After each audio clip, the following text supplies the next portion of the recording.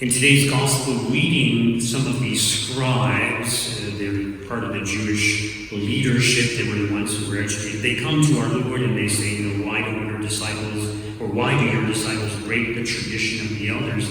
For they do not wash their hands before they eat. And basically what they were implying by this is that the disciples were sinning by not washing their hands. So basically what had happened is, as I mentioned, God reveals the law, and how do you interpret that law? How do you apply it to particular situations? So the Jewish leaders did this, and they thought they had the authority to say, what constitutes work on a Sabbath day, for example, and other things as well. So basically they took this custom of washing hands before meals, which is a good custom, and they made it into a kind of religious precept, which is wrong. So they were implying that the disciples were sinning because they didn't wash their hands before meals. Now notice how our Lord responds, and he says, listen and understand, it is not what goes into the mouth that defiles a person, but it is what comes out of the mouth that defiles a person. So the Jewish leaders understood that if our hands are dirty and have germs on it could cause us to get sick. But it doesn't defile the soul. So the Jewish people have this good habit, which everyone should practice. Ideally, you should wash your hands before meals. Especially if you're touching bread or something. So you touch the bread, if there's germs on your hands, it gets onto the bread, you're going to consume the bread. Makes perfect sense. So in light of the coronavirus, people have been washing their hands quite a lot, and there's all kinds of measures that are being taken to prevent the spread of this virus, which in many ways is very, very good. Now, in the same way that the Jewish leaders made this into a religious precept, it seems that many people today are making it into a religious precept also.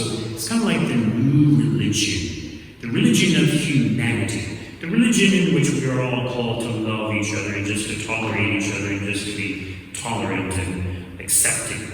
So you may have heard that some people have become violent when they are in the presence of someone who's not wearing a mask.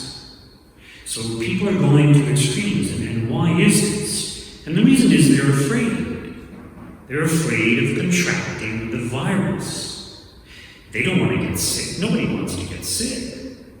They don't want to have the possibility of dying from the coronavirus. It's understandable. Nobody wants to die just from a virus that we can avoid. So yes, we should take measures to avoid contracting the virus and possibly spreading the virus. So the reason we wear a mask is not just because it protects us. It's very little protection in reality, because a lot of the air comes through where the openings are, and they say, make it 3 layers thick now. Before it was 2 layers of cloth, now it's 3 layers.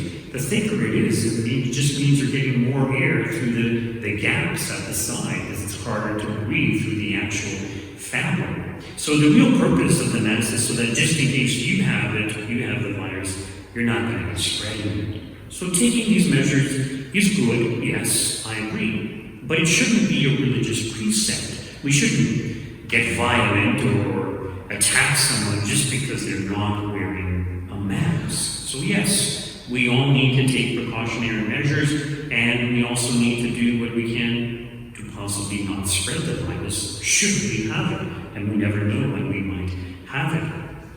But notice how our Lord says that what really defiles a man is what comes out of the mouth, or in some other translations, what comes from the heart. So in other words, sin. The choices that we make, the words that we speak that are sinful, such as telling lies or exaggerating things, or all kinds of falsehoods or bad words or things like that. So that's what really defiles a man. And here's the thing, people are so afraid of being infected by a virus, so afraid of getting sick, so afraid of dying.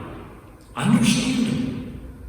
But when it comes to sin, when it comes to spiritual death, when it comes to the reality of hell, they're not afraid. They're not afraid to expose themselves to spiritual viruses, such as pornography. Now, one could argue, well, pornography is something that comes into us. The same could be said about drugs, illegal drugs, or even legalized drugs like marijuana. You take it, it's going to defile you. Or excessive use of alcohol, it's going to defile you. But even there, the choice comes from within. A person chooses to look at pornography. A person chooses to take drugs. A person chooses to become intoxicated by drinking excessively. So sin comes from within. But it's interesting that people don't see this as something bad. To be defiled by sin is far worse than to be defiled by the coronavirus. To die a spiritual death, to be in a state of mortal sin, is far worse than dying from the coronavirus in a state of grace. To end up in hell for all eternity is far worse than suffering the negative effects of the coronavirus, being put on a ventilator or whatever it may be, and dying. But people don't see that.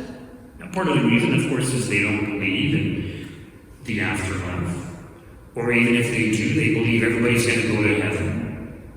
And they believe that sin is okay. Well, everybody's doing it. It's not as if I was struck dead because I committed a mortal sin. But yeah, mortal sin is terrible. You know, here's the interesting thing. Even secular society, I mentioned this before, it's worthwhile repeating, secular society acknowledges and admits that pornography is very detrimental to an individual's well-being and to their relationships. So it's not just the church saying it, it's not just religious-minded people saying this. Secular society acknowledges, admits this. But people don't listen. They think it's okay. They think it's okay to be corrupted by these things. You see how we think. We're so focused on this world. We're so focused on our physical health. We take such extreme measures to avoid a little virus that can be so detrimental. But we don't apply that same principle when it comes to the spiritual life, which is of far greater importance. And we need to apply it. This is what we need to do. So why are we afraid of suffering? Why are we afraid of death? Think about those things. Why are we afraid? None of us likes these things. Well, let me tell you, hell is all about suffering for all eternity. Is that what you want? Hell is spiritual death, being deprived of God, who is the source of all life, the source of all happiness. People are choosing misery. People are choosing the reality of hell without realizing it. Now, part of the problem is that, well, they just haven't heard the message. They haven't been convinced of the truth.